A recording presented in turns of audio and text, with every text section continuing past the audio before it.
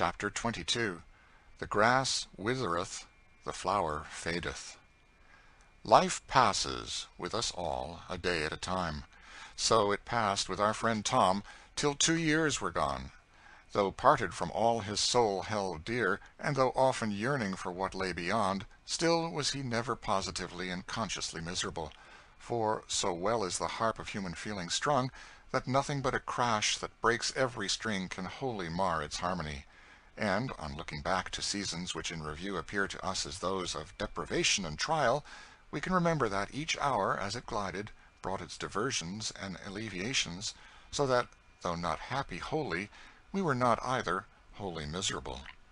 Tom read, in his only literary cabinet, of one who had learned in whatsoever state he was, therewith to be content. It seemed to him good and reasonable doctrine, and accorded well with the settled and thoughtful habit which he had acquired from the reading of that same book.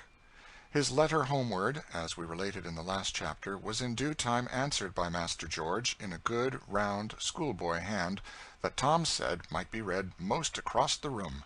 It contained various refreshing items of home intelligence, with which our reader is fully acquainted, stated how Aunt Chloe had been hired out to a confectioner in Louisville, where her skill in the pastry line was gaining wonderful sums of money, all of which, Tom was informed, was to be laid up to go to make up the sum of his redemption money. Mose and Pete were thriving, and the baby was trotting all about the house, under the care of Sally and the family generally. Tom's cabin was shut up for the present, but George expatiated brilliantly on ornaments and additions to be made to it when Tom came back. The rest of this letter gave a list of George's school studies, each one headed by a flourishing capital, and also told the names of 4 new colts that appeared on the premises since Tom left, and stated in the same connection that father and mother were well. The style of the letter was decidedly concise and terse, but Tom thought it the most wonderful specimen of composition that had appeared in modern times. He was never tired of looking at it, and even held a council with Eva on the expediency of getting it framed to hang up in his room. Nothing but the difficulty of arranging it so that both sides of the page would show at once stood in the way of this undertaking. The friendship between Tom and Eva had grown with a child's growth. It would be hard to say what place she held in the soft, impressible heart of her faithful attendant. He loved her as something frail and earthly, yet almost worshipped her as something heavenly and divine. He gazed on her as the Italian sailor gazes on his image of the child Jesus, with a mixture of reverence and tenderness, and to humor her graceful fancies, and meet those thousand simple wants which invest childhood like a many-colored rainbow, was Tom's chief delight. In the market, at morning, his eyes were always on the flower stalls for rare bouquets for her, and the choicest peach or orange was slipped into his pocket to give to her when he came back. And the sight that pleased him most was her sunny head looking out the gate for his distant approach, and her childish questions, "Well, Uncle Tom, what have you got for me today?" Nor was Eva less zealous in kind offices in return. Though a child, she was a beautiful reader. A fine musical ear, a quick poetic fancy, and an instinctive sympathy with what's grand and noble, made her such a reader of the Bible as Tom had never before heard. At first she read to please her humble friend, but soon her own earnest nature threw out its tendrils and wound itself around the majestic book, and Eva loved it, because it woke in her strange yearnings and strong, dim emotions, such as impassioned, imaginative children love to feel. The parts that pleased her most were the revelations and the prophecies, parts whose dim and wondrous imagery and fervent language impressed her the more that she questioned vainly of their meaning. And she and her simple friend, the old child and the young one, felt just alike about it. All that they knew was that they spoke of a glory to be revealed, a wondrous something yet to come, wherein their soul rejoiced, yet knew not why. And though it be not so in the physical, yet in moral science that which cannot be understood is not always profitless. For the soul awakes, a trembling stranger, between 2 dim eternities, the eternal past, the eternal future. The light shines only on a small space around her, therefore she needs must yearn toward the unknown, and the voices and shadowy movings which come to her from out the cloudy pillar of inspiration have each one echoes and answers in her own expecting nature. Its mystic imagery are so many talismans and gems inscribed with unknown hieroglyphics. She folds them in her bosom, and expects to read them when she passes beyond the veil. At this time in our story, the whole St. Clare establishment is, for the time being, removed to their villa on Lake Pontchartrain. The heats of summer have driven all who are able to leave the sultry and unhealthy city to seek the shores of the lake and its cool sea breezes. St. Clare's villa was an East Indian cottage, surrounded by light verandas of bamboo work, and opening on all sides into gardens and pleasure grounds. The common sitting-room opened onto a large garden, fragrant with every picturesque plant and flower of the tropics, where winding paths ran down to the very shores of the lake, whose silvery sheet of water lay there, rising and falling in the sunbeams, a picture never for an hour the same, yet every hour more beautiful. It is now one of those intensely golden sunsets which kindles the whole horizon into one blaze of glory, and makes the water another sky. The lake lay in rosy or golden streaks, save where white-winged vessels glided hither and thither, like so many spirits, and little golden stars twinkled through the glow, and looked down at themselves as they trembled in the water. Tom and Eva were seated on a little mossy seat in an arbor at the foot of the garden.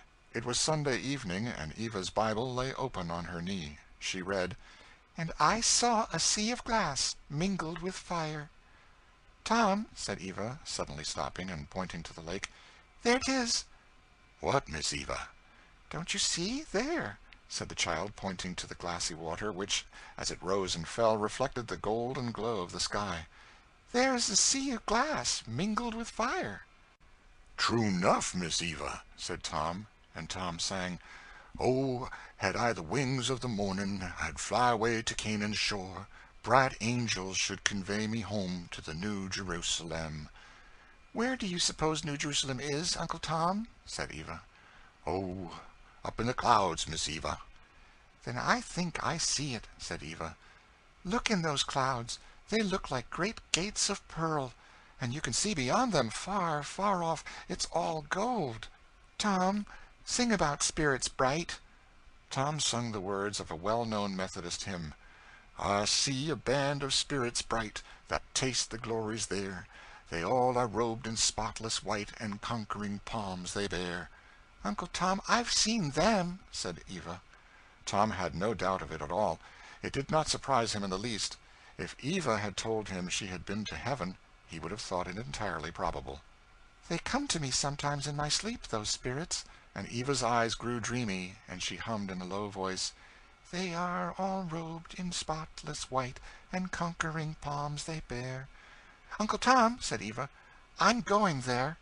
"Where, Miss Eva?" The child rose and pointed her little hand to the sky. The glow of evening lit her golden hair and flushed cheek with a kind of unearthly radiance, and her eyes were bent earnestly on the skies. "I'm going there," she said, "to the spirits bright, Tom. I'm going before long." The faithful old heart felt a sudden thrust, and Tom thought how often he had noticed, within 6 months, that Eva's little hands had grown thinner, and her skin more transparent, and her breath shorter, and how, when she ran or played in the garden, as she once could for hours, she became soon so tired and languid. He had heard Miss Ophelia speak often of a cough that all her medicaments could not cure, and even now that fervent cheek and little hand were burning with hectic fever, and yet the thought that Eva's words suggested had never come to him till now. Has there ever been a child like Eva?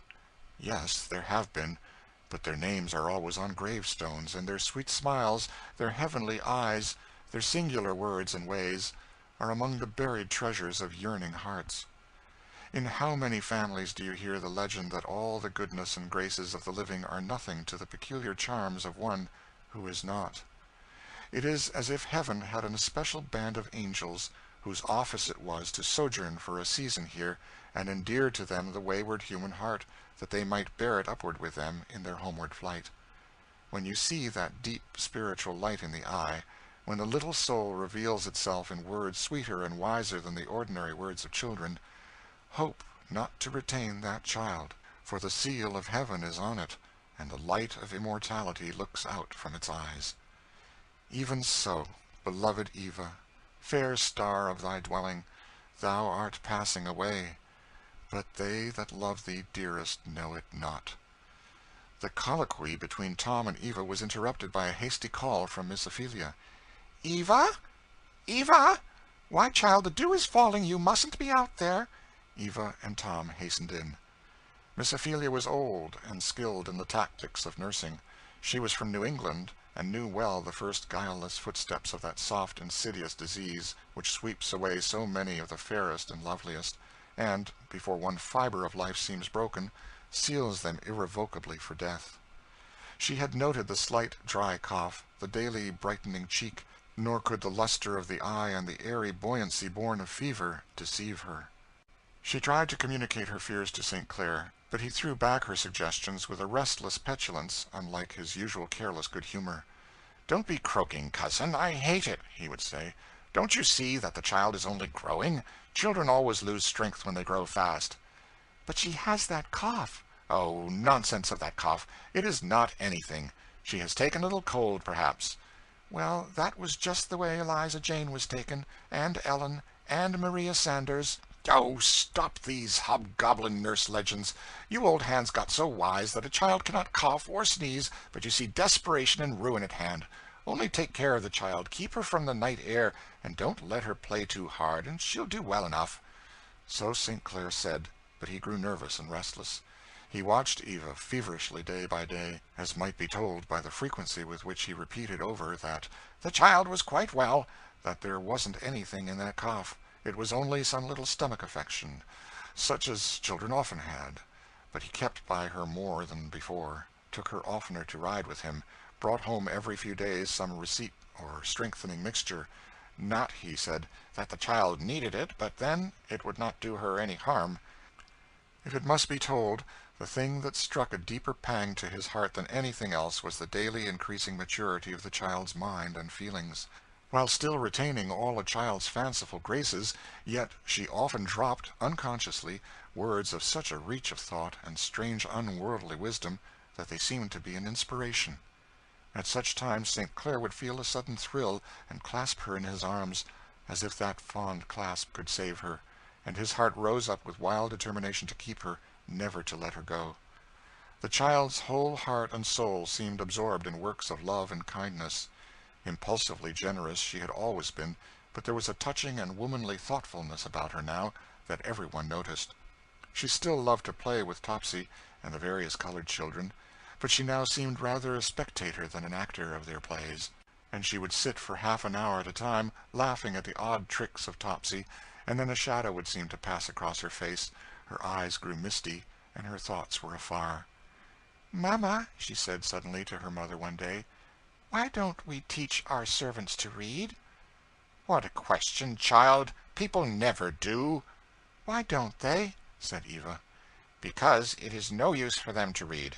It don't help them to work any better, and they are not made for anything else." "But they ought to read the Bible, Mamma, to learn God's will." "Oh, they can get that read to them all they need." "It seems to me, Mamma, the Bible is for everyone to read themselves. They need it a great many times when there is nobody to read it."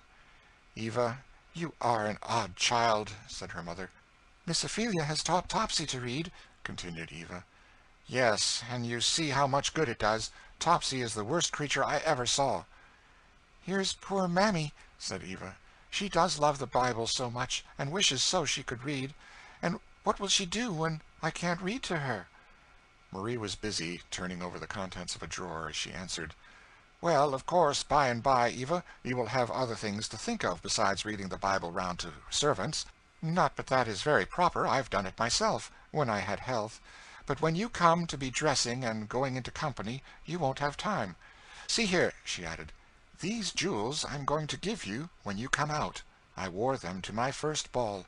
I can tell you, Eva, I made a sensation." Eva took the jewel case and lifted from it a diamond necklace. Her large, thoughtful eyes rested on them, but it was plain her thoughts were elsewhere. "How sober you look, child," said Marie. "Are these worth a great deal of money, Mamma?" "To be sure they are. Father sent to France for them. They are worth a small fortune." "I wish I had them," said Eva, "to do what I pleased with." "What would you do with them?" "I'd sell them, and buy a place in the Free States, and take all our people there, and hire teachers to teach them to read and write."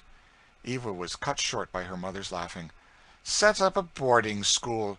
Wouldn't you teach them to play on the piano and paint on velvet?" "I'd teach them to read their own Bible, and write their own letters, and read letters that are written to them," said Eva steadily.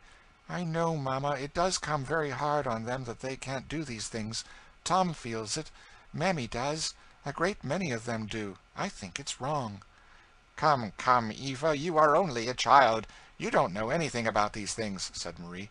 "Besides, your talking makes my head ache." Marie always had a headache on hand for any conversation that did not exactly suit her. Eva stole away, but after that she assiduously gave Mammy reading lessons.